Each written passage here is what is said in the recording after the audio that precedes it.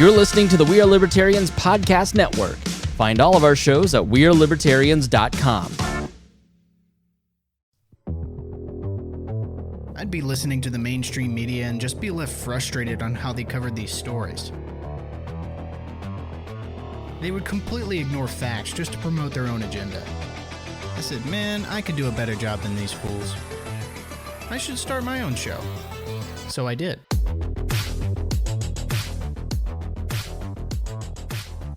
Hello, and what is up, everybody? Welcome back to a brand new episode of Freedom Strips. As always, I am your host, Keaton, and I apologize for this episode being quite a bit late. I've had my head down for a while, hadn't gotten an episode out, felt bad, so here we are. And boy, do we have a lot to talk about. There's been a lot of newsworthy stories that have come out within the last 2 weeks that we absolutely need to cover. Starting first off with Beto O'Rourke, if you haven't heard, has dropped out of the presidential race. Yeah, I know, it's such a surprise that running on gun confiscation and telling the American people, hell yes, we're going to go take your guns, isn't a winning strategy. Turns out that doesn't win over a whole lot of people. So let's go ahead and listen in to the audio that we have of the Beto supporters and gun grabbers everywhere reacting to this very tragic news. Hello, darkness, my old friend. I've come to talk with you again, because a vision softly creeping. Truly a tragic end to a campaign, to what could only be compared to a dumpster fire slowly rolling into a fireworks stand. Just a horrible flaming mess that ended in what could be cause for celebration. So Beto O'Rourke is out in fantastic style. Who have you seen a campaign? I was listening to several different podcasts this week, and they were kind of talking over Beto, but it is true. The guy had enormous media attention when he first launched his presidential campaign. And for what reason, I'm not really sure. I mean, he ran a close Senate race in Texas, which I guess is kind of impressive on its face, I suppose. But this guy had enormous media attention, and the end result was this? This was the white Obama? This was the guy who campaigned on gun confiscation? And look, he even campaigned on he promised to have a woman vice president. He's like, absolutely, I'm going to have a woman vice president. Women need more voice in politics and in the world today. So absolutely, I'm going to select a woman vice president. There's no question. And I know Dave Smith over on Part of the Problem brought up a great question to that. A follow-up question being like, well, if women need more voice in politics and around the world, why are you running? Why would you absolutely choose a woman vice president? Why don't you just get out of her way? If that's so important. Why are you here by your own standards? It's a great question. Fantastic question. But we don't have to worry about that anymore because he is done. And it sounds like he's actually not going to run for re-election in the Senate either. But I wouldn't completely rule that out. He may be talked back into challenging Ted Cruz once again for the Senate. Who knows? Who knows? Let's go on to talk about another Democratic candidate with Elizabeth Warren. Elizabeth Warren was in the news because she finally released her health care plan, her Medicare For All plan. And what did it entail?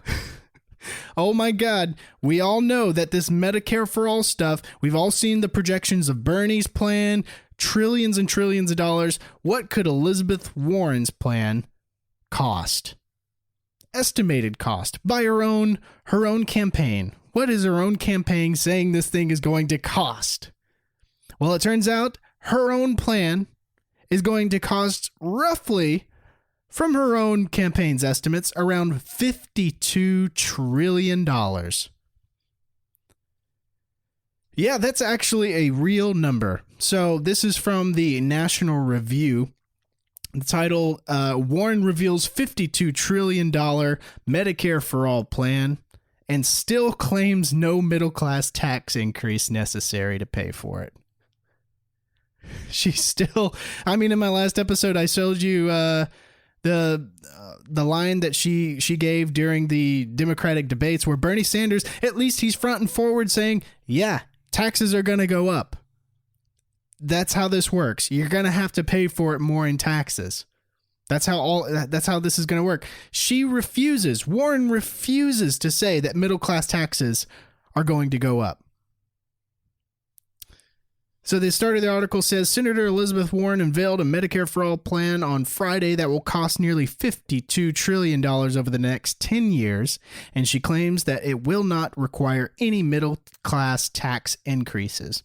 The proposal would be funded by roughly $20 trillion in taxes on employers, financial transactions, and super wealthy corporations over the next decade. Existing federal and state spending would account for the remaining $30 trillion in costs. Quote, we don't need to raise taxes on the middle class by 1 penny to finance Medicare for All. Oh my God. When fully implemented, my approach to Medicare for All would mark one of the greatest federal expansions of the middle class wealth in our history. If Medicare for All can be financed without any new taxes on the middle class, and instead by asking giant corporations and the wealthy and the well-connected to pay their fair share, that's exactly what we should do. Warren would impose $9 trillion in new Medicare taxes on employers over the next decade, which she claims will replace what employers currently pay for employer health insurance. The plan includes supplemental employer Medicare contribution, another tax, on top of large corporations if the Medicare plan risks running out of funds. See, this is the thing, is Medicare right now as it stands is insolvent. It's running out of money. It's a system that is failing and running out of money, failing what it's supposed to do. And the answer is not... See, this is why government is not an effective system to run these types of markets. It's not an effective system at all, but especially if you start to get it involved in something like healthcare. What incentive does government have to get better? When you might be asking, well, I mean, of course they would want it to get better, right? Well, show me an example of a government program failing and then getting better over time. Because I can give you examples of the VA, Medicare, Social Security, all these systems that are failing and insolvent, they're running out of money, and the answer is to just dump more money into it. The private sector cannot do that. If it fails, it goes under. The only way the private sector stays afloat, if a business fails and goes under, the only way it stays afloat is with government subsidies and handouts and bailouts. That's what happened in the crash in 2008. They bailed out the banks. All these people just bailing out these corporations that should have gone under because of the way they were running their business. Absolutely unbelievable. There is no way that you can have this type of system without a 60% tax hike, at least on the middle class. 60% at least. And then, of course, this is a government program, so prices are going to continue to go up. Name me a government program where the costs go down. So it's only going to get worse from here. $52 trillion. That's what Elizabeth Warren's campaign is saying that it will cost. Many other economic advisors and analysts say that this could cost much more. Add another 10 to 20 trillion on top of that. $62 to $72 trillion. Dude, this cannot work. Cannot work. This is the thing about the Democrats, and Republicans. They think that you can just spend unlimited amounts of money with no consequences at all. That's just the way things work. Spending will only continue to grow out of control. 2020 will be no different. It's going to continue to grow and grow and grow. How do I know this? There's literally no hope for this thing getting cut. Spending is not getting cut. It's only going to continue until it pops and bursts. And then it's going to be real bad. But how do I know it's going to continue? Because the Senate just rejected Rand Paul's effort to cut spending. And it's not even a cut in spending. So the Senate on Monday rejected an effort by Senator Rand Paul of Kentucky to place an across-the-board spending cut in a domestic funding package debated by lawmakers. The senators voted 24-67 on the amendment from Paul, which would reduce spending by 2% compared to fiscal 2019 levels. 2%. 24-67 vote against it. The amendment, had Paul been successful, would have been added to a spending package that includes commerce, science and justice, transportation and housing and urban development, agriculture, and interior. So this is added on top of a spending. See, this is what Rand Paul does. Okay, because these people keep voting for more and more spending, where he's just like, what Rand Paul will do is like, okay, I can't get him to stop spending, but what I can do is at least try and even the costs. Okay, so if you want to spend another $200 billion on something, we got to cut $200 billion of something. So that's what he's doing here. Okay, well, if you're just going to allocate more funds to something, we need to trim the fat. Let's at least level the field to where we're not adding on top of our debt. Just keeping it the same. And these people vote against it. Senator Patrick Leahy of Vermont, a Democrat, the top Democrat on the Senate Appropriations Committee, urged Senator to oppose Paul's amendment.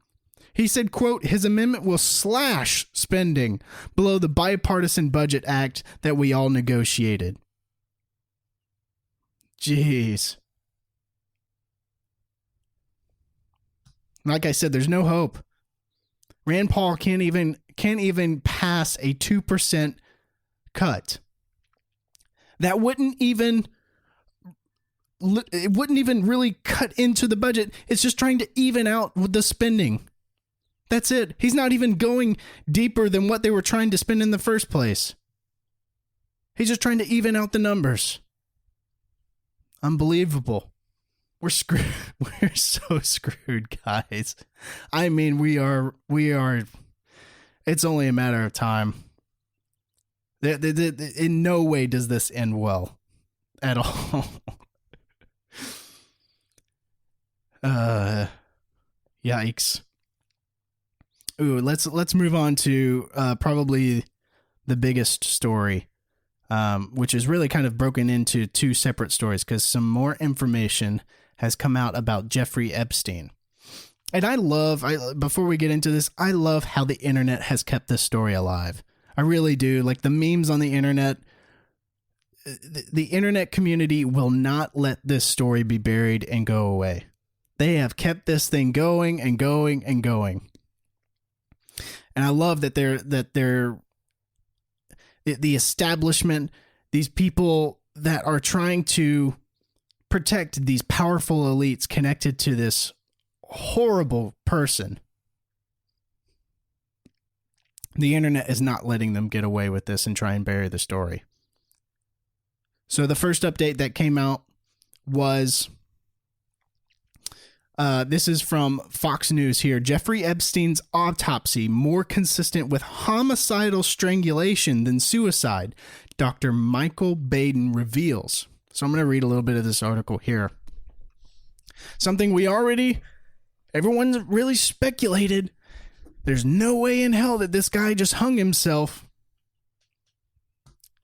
The body of disgraced moneyman and sex offender Jeffrey Epstein, who was found dead in his Manhattan federal prison cell in August, bore telltale signs of homicide despite an official ruling that he killed himself, a pioneering forensic pathologist revealed to Fox and Friends in an exclusive interview on Wednesday. The bombshell claimed by Dr. Michael Baden, a former New York City medical examiner who has worked on high-profile cases during a 5-decade medical career, is certain to reignite suspicions that surfaced immediately after Epstein, who was awaiting trial on federal sex trafficking charges involving underage girls, was discovered dead in his cell on August the 10th. Baden, who was hired by Epstein's brother and observed the autopsy, told Fox News its findings are more consistent with homicidal strangulation than suicidal hanging. He noted that the 66-year-old Epstein had 2 fractures on the left and right sides of his larynx, specifically the thyroid cartilage, or the Adam's apple, as well as 1 fracture on the left hyoid bone on the Adam's apple, Baden told Fox News. Quote, "Those 3 fractures are extremely unusual in suicidal hangings and could occur much more commonly in homicidal strangulation. While there's not enough information to be conclusive yet, the 3 fractures were rare," said Baden, who probed cases involving O.J. Simpson, President John F. Kennedy, Martin Luther King, and record producer Phil Spector. "I've not seen in 50 years where that has occurred in suicidal hanging," the 85-year-old medical legend told Fox News. Baden, who's examined more than 20,000 bodies and hosted HBO's Autopsy, explained that if a person weighed 120 pounds and their head weighed 10 pounds, there would be 110 pounds of pressure on the neck at the jaw during the hanging. But if someone puts a hand around a person's neck and squeezed, that could double or even triple the pressure on the neck. There were also signs of hemorrhages in Epstein's eyes that were common in homicidal strangulation and uncommon, though not unheard of, in suicidal hangings. See, I didn't even hear about the hemorrhages in his eyes, which is apparently more common in strangulation. See, all of this is coming out, guys. Listen to this. The medical examiner is even like, yeah, I don't know. The bones broken in his neck, the hemorrhages in his eyes, this looks more akin to homicidal strangulation.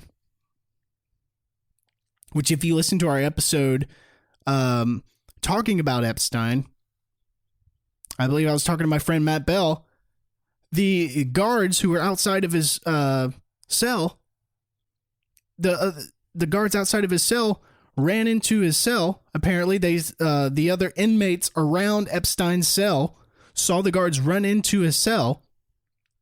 There's no video because the video camera screwed up. It just broke. They don't have any video. But they see the guards run into Epstein's cell, and they heard yelling and screaming. And they heard the guards yell, "Epstein, Epstein, Epstein, breathe, Epstein, breathe." Which many people were concluding that they were yelling these things and constantly yelling his name, constantly telling him to breathe, to cover up the signs of strangulation, to cover up any signs of him trying to yell for help. But that was the first story that came out. And this week, probably the biggest story that has broken in this so far, James O'Keefe with Project Veritas broke an insane story this week. Project Veritas has recordings of Good Morning America host Amy Robach saying on a hot mic that ABC buried the Epstein story all the way back in 2016, 3 years ago. They have her on a hot mic saying that they buried the Epstein story. Now, I'm going to play the Project Veritas video. You can find this on YouTube and listen to it for yourself. All very, very interesting stuff. And ABC is in hot water right now with this latest video leak. Just take a listen to this. It's a few minutes long, but my jaw dropped when I listened to this. And threatened us a million different ways. I've had the story for 3 years. I've had this interview with Virginia Roberts. We would not put it on the air. That's tape leaked to us by our latest network insider. This brave insider works at ABC News. ABC News anchorwoman Amy Robach is talking to her producer on a hot mic. She says she had the Jeffrey Epstein story 3 years ago, and her bosses at ABC News spiked it. And then Alan Dershowitz was also implicated in it because of the planes. She told me everything. She had pictures. She had everything. She was in hiding for 12 years. We convinced her to come out. We convinced her to talk to us. It was unbelievable what we had. Clinton. We had everything. I tried for 3 years to get it on, to no avail, and now it's all coming out, and it's like these new revelations, and I freaking had all of it. I'm so pissed right now. Like, every day I get more and more pissed because I'm just like, oh my God, what we had was unreal. Our insider told us this tape was recorded earlier this year in late August, a day or so after this NPR report came out sharply criticizing ABC News for not broadcasting the Robach-Giuffre interview years ago. ABC has episodically covered the scandal, yet the interview was never broadcast, and Giuffre says she was never told why. Other women backing it up. Hey, yep. Brad Edwards, the attorney, 3 years ago, saying, there will come a day when we will realize Jeffrey Epstein was the most prolific pedophile this country has ever known. And I had it all 3 years ago. But the creepy thing is that we would make access to all of these high-profile people. Well, then I got a little concerned about why I couldn't get on. On the leaked insider tape, Amy Robach says she had the Jeffrey Epstein story 3 years prior, but her exclusive interview was shelved. Robach says in the leaked tape there was a lot of pressure from Buckingham Palace. According to NPR, the famed lawyer Alan Dershowitz also pressured the network to kill the story. Shortly before the interview was due to air, Harvard emeritus law professor Alan Dershowitz called the network. He was also one of Epstein's lead defense attorneys. We wonder if the story was killed to protect the rich and powerful. It seems few were worried about protecting the women who may have been Jeffrey Epstein's victims. Remember, Epstein was still a free man 3 years ago. And just to be clear, the interview has still not aired. What is ABC News waiting for, or who are they still protecting? See, this is the thing, too, is this happened back in 2016, apparently, right? They had this Epstein story all the way back in 2016. What was happening in 2016? Oh, yeah, we had a giant presidential election with Hillary Clinton and Donald Trump. So why would ABC bury this story? Oh, maybe because of Epstein's connections to Clinton. Like she just said, we had everything. We had so much. We had Bill Clinton. We had all this information. That tells you everything you have to know. We already know that Hillary Clinton had the media in her pockets the whole time, fixing the election on the Democratic side and in the media. We know that from WikiLeaks, which we'll get into here in a little bit. But I do want to finish this video. Let's keep listening. She told me everything. She had pictures. She had everything. She was in hiding for 12 years. We convinced her to come out. We convinced her to talk to us. It was unbelievable what we had. Clinton. We had everything. Robach also has no doubt about what happened to Epstein when he finally was arrested and jailed. So do I think he was killed? 100%. Yes, I do. Because he made his whole living blackmailing people.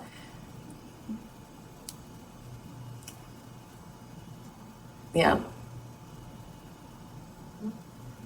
There were a lot of men in those planes, a lot of men who visited that island, a lot of powerful men who came into that apartment.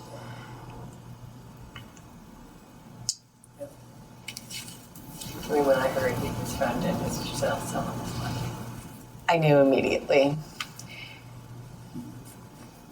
And they made it seem as though he made that suicide attempt 2 weeks earlier, but his lawyers claimed that he was roughed up by his cellmate around the neck. That was all like to plant the seed, and then that's why I really believe it. Like, really believe it.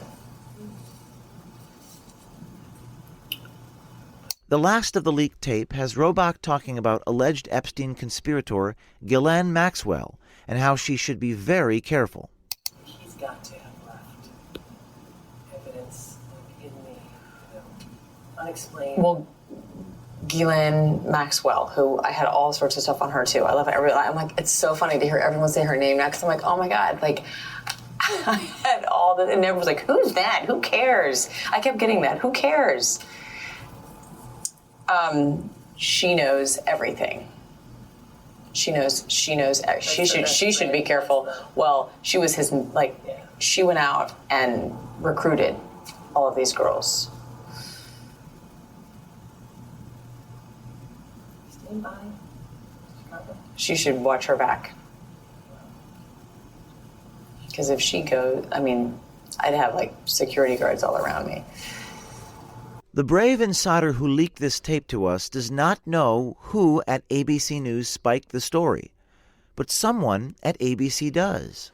Our question: who killed the Epstein story at ABC News and why? Well, I got a pretty good idea who, the president of ABC, certainly did it. But who told him to do it? I mean, the first name that comes to mind is Hillary Clinton, right? The Clintons? Like I said, we already know from the WikiLeaks and the leaked emails between the DNC and Hillary Clinton that she had ties with MSNBC, ABC, and CNN. She was telling them exactly what to cover and what not to cover. That's exactly what we learned from the WikiLeaks. That's how she handpicked Donald Trump with the Pied Piper campaign. She told the media who to cover and what not to cover. So this has to be connected somehow with Hillary Clinton. I mean, there's so many things pointing to it. Bill Clinton being on Jeffrey Epstein's plane like over 20 times. And Ghislaine Maxwell, the girl she was just talking about, who is Jeffrey Epstein's, she went and recruited all of the underage girls to his pedophile ring. Ghislaine Maxwell, that woman, was at Chelsea Clinton's wedding in attendance. There are photos of Ghislaine Maxwell at Chelsea Clinton's wedding. Like, holy crap. The Clintons were severely dug in with this Jeffrey Epstein mess. No doubt about it. So, of course, it makes sense that Amy Robach here at ABC starts to dig into this bombshell story and gets it spiked out of nowhere. And she's like, what is all this? Why is my story getting spiked? I had all of this 3 years ago in 2016. Why did it get spiked in 2016? Because you had a Clinton running for president. You had a media company tied to Hillary Clinton's campaign. Of course that story isn't going to come out. Of course. That is some wild stuff there. Wild stuff. And if it wasn't for WikiLeaks, we never would have known all about that mess with Hillary Clinton being tied to the media outlets and rigging the DNC primary and handpicking Donald Trump as their opponent. Absolutely insane. And then the intelligence agencies are severely going after people like Snowden, people like Julian Assange, the CIA and the NSA, FBI going after these people. For what? For exposing the truth?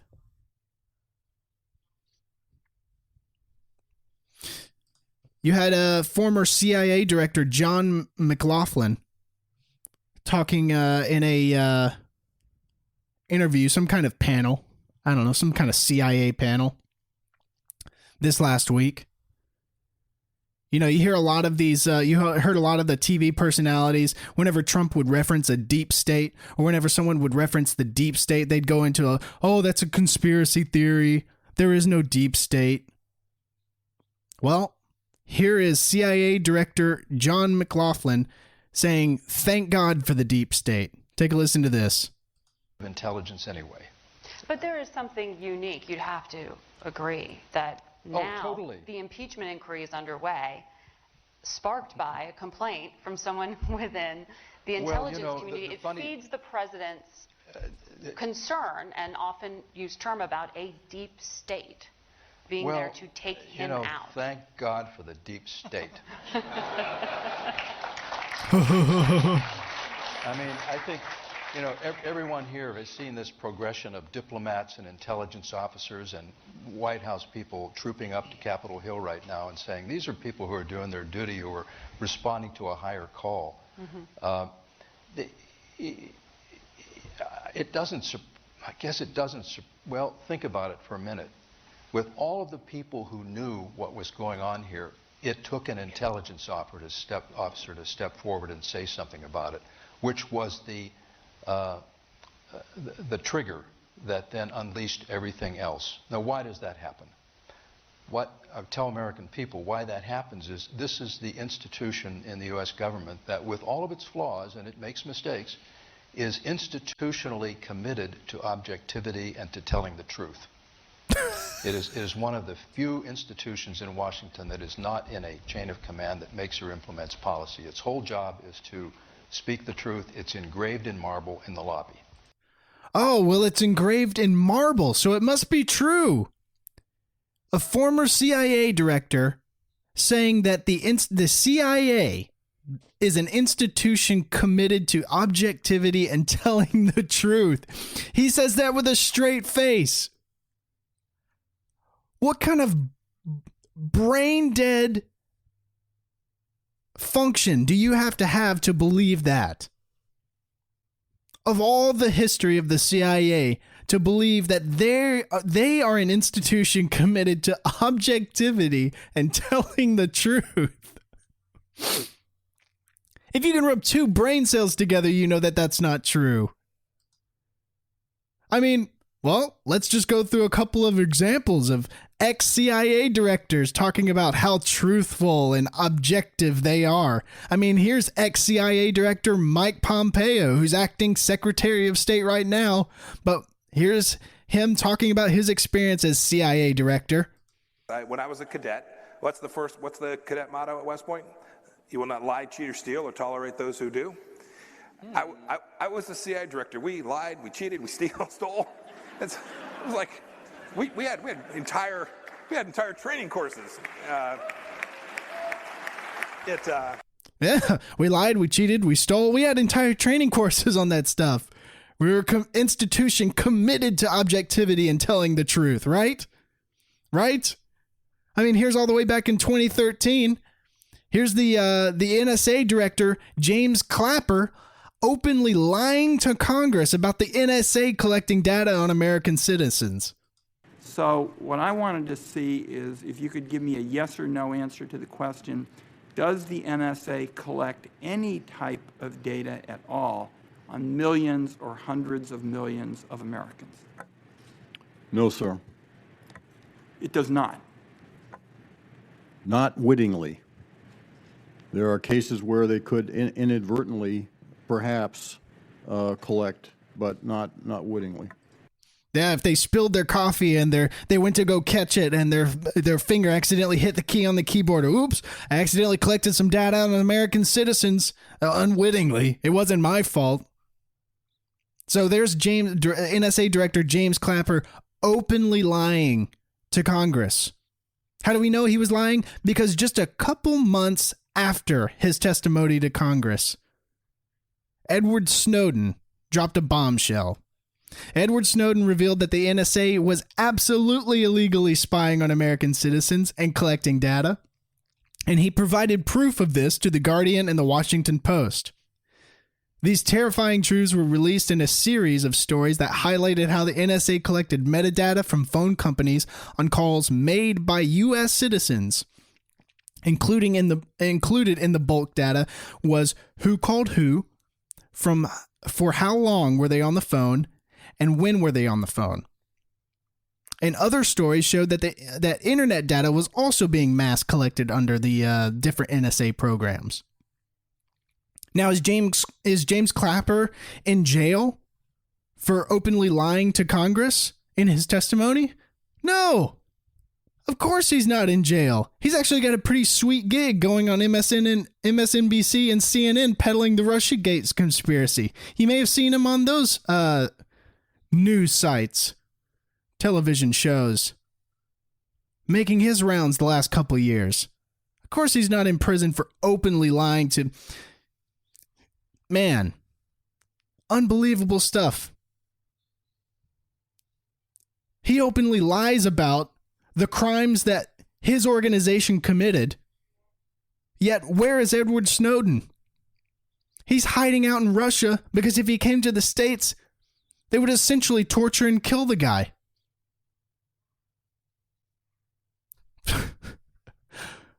And what was Edward Snowden's crime? For exposing these horrifying truths? That was his crime. Exposing that the NSA was illegally spying and violating the Fourth Amendment on the American citizen. Here's another update on another person who I regard as a hero, Julian Assange with WikiLeaks. And this is kind of sad, guys, because in these last couple stories I've seen of him, and if you go and you look at, I think the last time I covered him on this show was when he was first arrested out of the Ecuadorian. They dragged him out of the Ecuadorian embassy. And, I mean, he looked pretty bad as far as his health there. But, man, if you look at the photos of him now, his health is deteriorating quickly. And I can't help but think that he's either being, like, tortured or poisoned or something along those lines because, man, he looks bad. And I'm going to read a couple reports here about Julian Assange just had a court appearance in Britain for his extradition trial to see if he will get extradited to the United States for his quote-unquote crimes under the Espionage Act that President Trump and his administration are leveling against Julian Assange. But let's start with this report here. Like, I was concerned about his health, and then I see this report here. This report says the United Nations Special Rapporteur on Torture, Nils Melzer, has issued a chilling warning. If WikiLeaks publisher Julian Assange is not urgently released from prison and provided the proper medical care he requires, he may die behind bars in Britain. And take a drink, guys. In accompanying comments to the Associated Free Press, Melzer said that his statement was based on new medically relevant information. Quote, Mr. Assange's health has entered a downward spiral of progressively severe anxiety, stress, and helplessness typical for persons exposed to prolonged isolation and constant arbitrariness, the UN official said. Melzer, an internationally recognized legal expert on torture and its symptoms, explained, quote, while the precise evolution is difficult to predict with certainty, this pattern of symptoms can quickly develop into a life-threatening situation involving cardiovascular breakdown or nervous collapse. Melzer's statement confirms that the British government, acting on behalf of the U.S. administration of President Donald Trump, is seeking nothing less than Assange's psychological and physical destruction. The attempt to extradite Assange to the United States and imprison him for life is one prong of this lawless campaign. His indefinite detention in virtually solitary confinement without any access to adequate medical care in Belmarsh prison, dubbed Britain's Guantanamo Bay, is another. The aim of both is to silence Assange and WikiLeaks and exact the greatest revenge for their exposures of historic war crimes, global diplomatic conspiracies around the world, and mass surveillance operations. Since Assange was illegally expelled from Ecuador's London embassy and arrested by the British police on April 11th, he has been subjected to one legal travesty over another. Despite being convicted only of a bogus bail charge, Assange was immediately imprisoned in a maximum security Belmarsh prison. In May, Melzer, accompanied by 2 medical professionals, visited him. They assessed that Assange showed all the visible symptoms typical for prolonged exposure to psychological torture. By that point, Assange had already been subjected to a 9-year U.S.-led vendetta aided by what Melzer termed as a public mobbing, spearheaded by the corporate media. Assange has been in the Ecuadorian embassy for 7 years, where he was deprived of access to sunlight and treatment in a hospital as a result of the threats of the British authorities to arrest him if he left the small building. In the final 18 months of his stay, the embassy was transformed by the Ecuadorian authorities from a place of political refuge into a virtual CIA prison. Assange was relentlessly spied on by the U.S. intelligence agencies, while he was denied the right to visitors and to communicate with the outside world. After he visited Assange in May, Melzer sent an official letter to the British authorities demanding that they take, quote, immediate measures for the protection of his health and his dignity. On Friday, Melzer bluntly declared that his warnings had been ignored. He stated, quote, "What we have seen from the UK government is outright contempt for Mr. Assange's rights and integrity, despite the medical urgency of my appeal and the seriousness of the alleged violations. The UK has not undertaken any measures of investigation, prevention, and redress required under international law." Britain, Melzer said, had not only violated international convention against torture, it had also denied Assange's fundamental legal rights by preventing him access to legal documents and other means preparing for his defense. Despite the fact that the custodial sentence for the bail charges ended on September 22nd, Melzer wrote that Assange, quote, continues to be detained under oppressive conditions of isolation and surveillance, not justified by his detention status, and subjected to blatant and sustained arbitrariness by the British state and its judiciary. It's really bad, guys, and I'm gonna move on to another article about Julian Assange's appearance in court, and it's really sad to read about his appearance in court because he's obviously visibly and noticeably struggling with not only his physical health but his mental health as well. So let me read a little bit of this. WikiLeaks founder Julian Assange appeared in court in London in hopes of delaying his U.S. extradition case. The judge told Assange he will not have any extra time to gather evidence to help his case, and the hearing will start in February as planned. Reports of the trial sounded grim. Assange was holding back tears when he spoke and told the court that he could not, quote, think properly. Assange was taken from the Ecuadorian embassy in April, charged with skipping bail, and sentenced to 50 weeks in Belmarsh prison. His sentence was up September 22nd, but a judge ordered him to remain in prison while he awaited his extradition trial. The U.S. wants to extradite Assange and charge him with 18 counts under the Espionage Act, which could total 175 years in prison. The allegation is that Assange helped former Army intelligence analyst and whistleblower Chelsea Manning break into a Pentagon computer. Manning was pardoned under President Obama, but now sits in jail for refusing to testify against WikiLeaks in front of a grand jury. See, this is another story that people don't know either. Chelsea Manning is sitting in a jail cell right now, I believe being fined around $1,000 a day because she refuses to testify against Julian Assange and WikiLeaks. So what does the U.S. government do?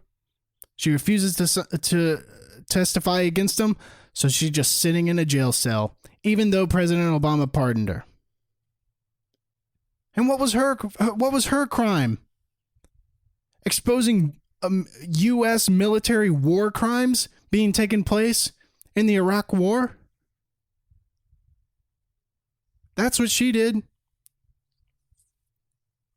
And Julian Assange just published the information. There is no evidence that he assisted in hacking a government computer. No evidence. All he did was publish it. He published the information that was given to him by Chelsea Manning, which is protected under the First Amendment and the free press. Or so we think.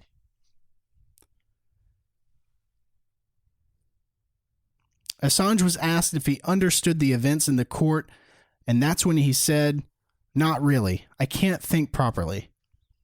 Then he appeared to make his case the best he could. He said, quote, "I don't understand how this is equitable. This superpower had 10 years to prepare for this case, and I can't access my writings. It's very difficult where I am to do anything, but these people have unlimited resources. They're saying journalists and whistleblowers are the enemies of the people. They have unfair advantage dealing with documents. They know the interior of my life with my psychologist. They steal my children's DNA. This is not equitable. What is happening here?" Since Assange has been held in Belmarsh, there have been reports that he had experienced psychological torture. And then it goes on to talk about the Nils Melzer report that I just talked about earlier. Monday morning before the hearing, Amnesty International released a statement that urged the British government not to extradite Assange. Quote, "The British authorities must acknowledge the real risks of serious human rights violations Julian Assange would face if sent to the USA and reject the extradition request. The UK must comply with the commitment it's already made that he would not be sent anywhere he could face torture or other ill treatment." Mark Summers, Julian Assange's attorney, had argued that new evidence in the case only came to light since Assange's arrest 6 months ago. Summers referred to allegations that Spanish contractors spied on Julian Assange on behalf of the United States government when he was held as an asylum seeker inside the Ecuadorian embassy. Earlier this month, Spain's national court announced that it was investigating whether a Spanish security firm spied on Assange in the embassy with hidden microphones and other devices and passed information to the Ecuadorian and U.S. authorities. That's merely one tentacle of the octopus, but we hope in court to see the magnitude of the evidence task. To be blunt, we need more time. Summers also expressed concern about the conditions under which Assange was being held, including the fact that he had no access to a computer. Quote, "It was only last week that we were able to get these documents to him," Barrister said. James Lewis for the U.S. government said that his side was strongly against the further delay in the case. You don't say. The U.S. government is strongly against delaying the case. No way. The defense have had 5.5 months to prepare that evidence, and we would resist a further extension, he argued. Lewis said that there was no question of the legality of Assange's actions and accused the Australian of knowingly risking the torture, death, or arbitrary detention of U.S. informants. Quote, "It's not journalistic. Actually, it's criminal, both in the United States and the United Kingdom," he said. The U.S. government wants to try Assange over the release of thousands of confidential and classified Pentagon files about the wars in Iraq and Afghanistan, including the names of local informants in those countries.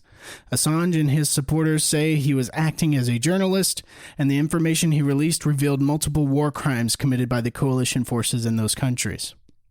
He faces 17 charges of spying and 1 computer hacking, with a maximum sentence of 175 years if found guilty in the United States. The judge barrister refused to give the defense more time or extend the trial length and adjourned the case until November 18th, with the full trial still set for February. So I know I just read a lot, but I thought this is such an important story, and I'm going to continue to cover this really closely or pay attention to it closely and keep you guys informed on the latest updates on this. But it's such an important story. And it really does make me sad to see Julian Assange go through this, because ever since he was taken into custody, his health has really, really down spiraled. And with the latest reports talking about psychological torture of him being essentially in solitary confinement every day, all day. I mean, that messes with your head, man, and that affects your health. It's pretty sad to see this guy go through all this. And for what? For exposing war crimes and the crimes the government has exposed. He's exposed so much of the bad of what government does. That's his crime, is telling the truth. Stuff people should know. All right, let's go on to my last story of the episode. So, in my last episode, I covered the View. I played some of the View on my my episode, and I apologize about that, but you're getting a double dose. And this episode as well, I'm covering The View again. I know. But listen, this is a good one. This is about Tulsi Gabbard coming on The View. But to give a little bit of context here, on October the 21st, Joy Behar was talking about the Hillary accusations that Tulsi Gabbard was a Russian asset, right? And she called, first she's kind of peddled the talking point of, well, she didn't actually deny it. Well, she didn't actually say that, no, I'm not a Russian asset, so she must be a Russian asset. But she also called Tulsi Gabbard a useful idiot. Here, just listen to her go off on Tulsi Gabbard here. And she's announced her run for the presidency. She tweeted back and called Hillary a warmonger. Mm-hmm. Okay, so that does not do anything for me. She hasn't denied it. She hasn't said anything in her tweets. How dare you? That's outrageous. Of course I'm not. She didn't say that. Mm-hmm. No. She's just going after Hillary. Mm-hmm. And like you said, Hillary was right about almost everything. She's been exonerated with that nonsense. I mean, just that on its head. Well, and Hillary was right about everything. God, this lady is so brainwashed. Good Lord. Hillary was right about everything? She was certainly right about the Iraq War. She was certainly right about invading and toppling Gaddafi in Libya. She was certainly right about Benghazi. She was very right about the civil war in Syria. And she was most definitely right about being the president of the United States. That they pulled about her server already. So, and this idea that she's doing this to get back in the race, that she said that also, Tulsi. I don't buy that either. I don't think Hillary wants to go through it again. So I think that there's something, I don't say that Tulsi is an agent. I just think that she could be a useful idiot the way Trump is a useful idiot to the Russians. Yeah. That they see something. They say, oh, look, a useful idiot. Let's play this. Mm-hmm. And another point, the Republican Party knows that they cannot. So there's Joy Behar calling Tulsi Gabbard a useful idiot. A toy for the Russian government. a puppet.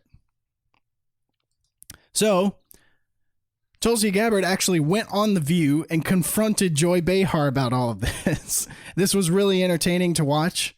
And you really get to see just how, and I do not wince these words, just how retarded Joy Behar is and how dug in she is to her opinions.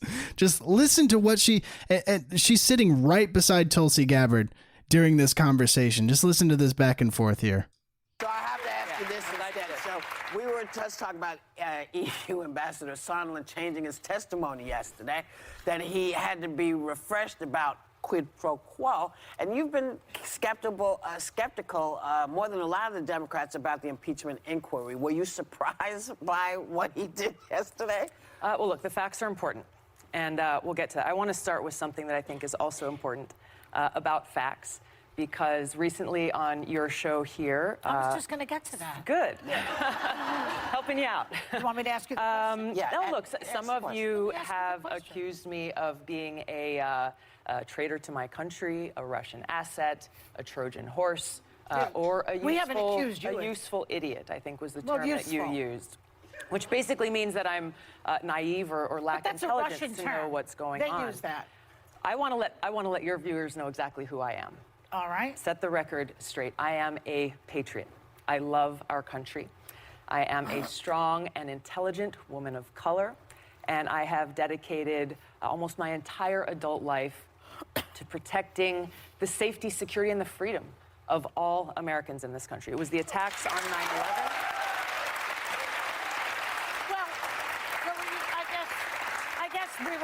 We're getting a little bit far ahead of ourselves, but Franklin Graham finds you refreshing. He doesn't find me refreshing.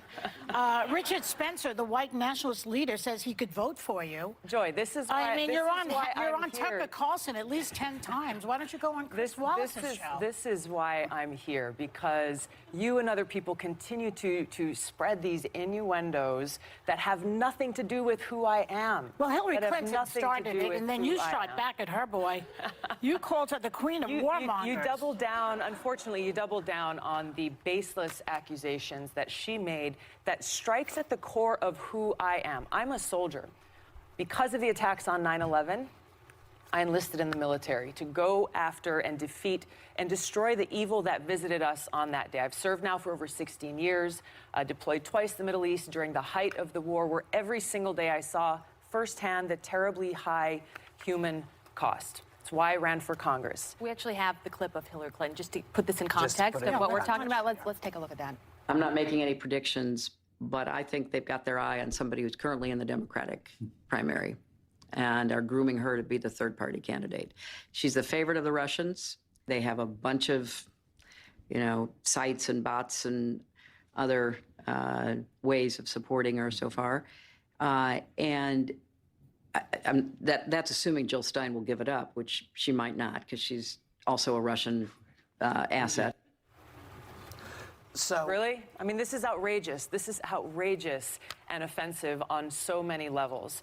I've served as a member of Congress now for almost 7 years, receiving high-level national security and intelligence briefings, serving on the Foreign Affairs Committee, the Armed Services Committee, the Homeland Security Committee, working to ensure the safety and security of the people of this country.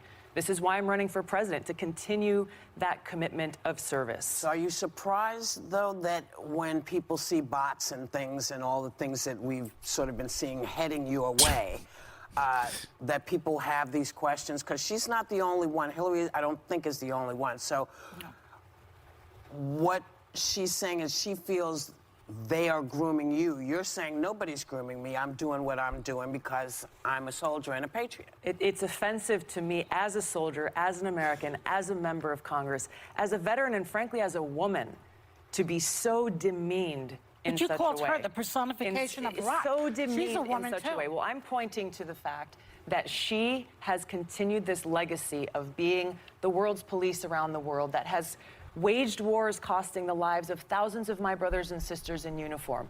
I'm speaking out against that, and What's your evidence of that? to change. Well, Are you serious? What's your evidence of that? What? I served in the war in Iraq. Not you, her. You're saying that she's exactly. she's a I warmonger. served How in do you the come war up with in that? Iraq. Yeah. She championed She championed a regime change war Did you not in believe Libya. in that war? I believe the lies that were told to us. Well, so did she. No, she told the lies about the war. You dense idiot. Hillary Clinton didn't believe the lies about the Iraq war. She was there peddling them. It is indisputable. It is indisputable to say anything other than the fact let me just close this out, that Hillary Clinton throughout her career has led with a foreign policy of interventionism and being the world's police, going and toppling dictators in other countries that has caused such destruction and loss of life. I'm against that. I'm running for president to change that. Rather than actually debate me on the issues, she and others are resorting to these smear tactic campaigns, seeking to undermine me, smear my character, and sending a message to anyone who dissents. Toe the line, or you too will be smeared.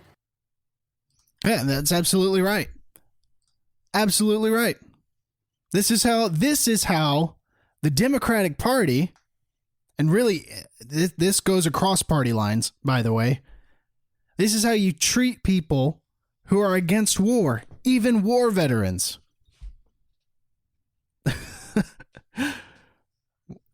I mean, unbelievable stuff from Joy Behar there. You definitely can't see her bias. She's definitely not a 100% propaganda machine sitting at that table. The whole show is a 100% propaganda machine. I mean, come on. That thing is a joke. But that does it for our show, everybody. If you did enjoy the show, be sure to give us a rating. We're located on Spotify, Apple Podcasts, anywhere you can find podcasts. We'll see you on the next episode, everybody. Peace.